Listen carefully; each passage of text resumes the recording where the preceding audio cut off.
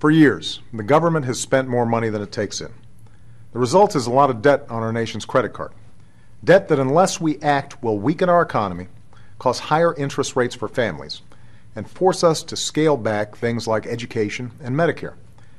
Now, folks in Washington like to blame one another for this problem, but the truth is neither party is blameless, and both parties have a responsibility to do something about it. Every day, families are figuring out how to stretch their paychecks, struggling to cut what they can't afford so they can pay for what's really important.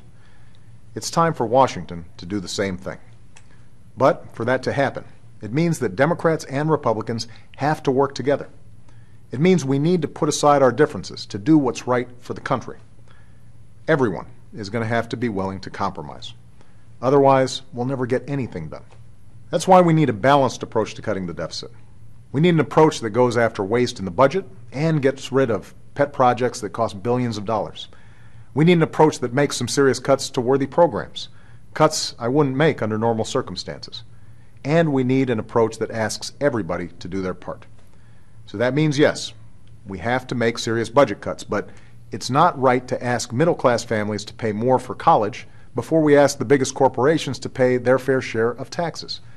It means that before we stop funding clean energy, we should ask oil companies and corporate jet owners to give up the tax breaks that other companies don't get. Before we cut medical research, we should ask hedge fund managers to stop paying taxes at a lower rate than their secretaries. Before we ask seniors to pay more for Medicare, we should ask the wealthiest taxpayers to give up tax breaks we simply can't afford under these circumstances. That's the heart of this approach. Serious cuts balanced by some new revenues.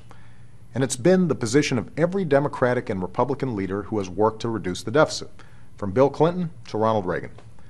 In fact, earlier this week, one of the most conservative members of the Senate, Tom Coburn, announced his support for a balanced, bipartisan plan that shows promise. And then a funny thing happened. He received a round of applause from a group of Republican and Democratic senators. That's a rare event in Washington. So there will be plenty of haggling over the details in the days ahead. But this debate boils down to a simple choice. We can come together for the good of the country and reach a compromise.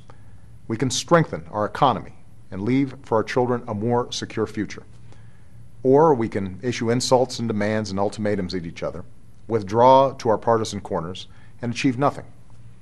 Well, we know the right thing to do, and we know what the American people expect us to do.